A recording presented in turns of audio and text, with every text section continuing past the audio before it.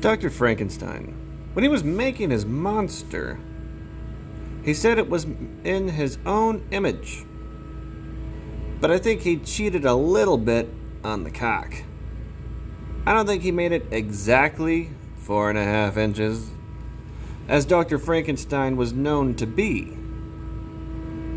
He was in graveyards with a tape measure, looking for the largest cadaver with the largest cock. Spent a lot of time in the Harlem section. Of course, Dr. Frankenstein wouldn't make a monster and skimp out on the monster cock. Because if word got out, his monster had a small dick, Dr. Frankenstein would be the laughingstock of the science community. I imagine Dr. Frankenstein parading his creation out on stage, pulling off a curtain, then his peers point and laugh. Really, Dr. Dickenstein over here? You could have picked any size cock and you went with dead mouse in a hammock. You could have at least gave him pants with a cucumber. That's what the rest of us did with ours.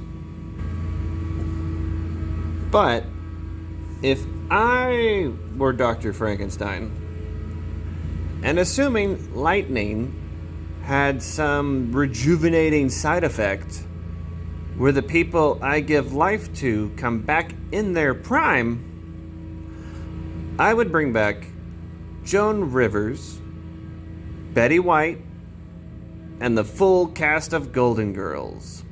Because if you bring anyone back to life, they better have class.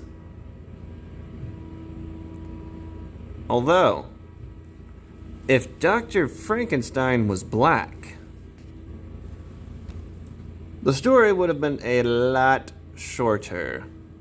No villages destroyed, no angry mobs, and he would make 3 monsters, all of them white women with fat asses, for himself. That's right, Dr. Blackenstein would dick those monster ladies down so good they'd never leave.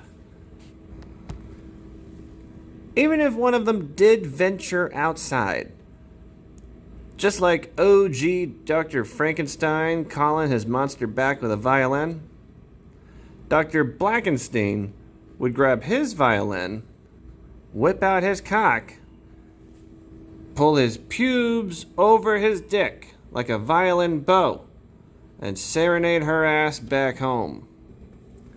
He'd just be like, I realize that's the Jurassic Park theme song. I just forgot the original one from like the Young Frankenstein movie. But she hears him, and remembering all those sleep-filled nights, comes home being like, good dick, good dick, good dick.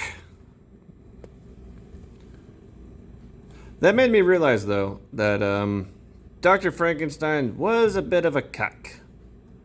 I mean, he made a bride for his creation instead of himself.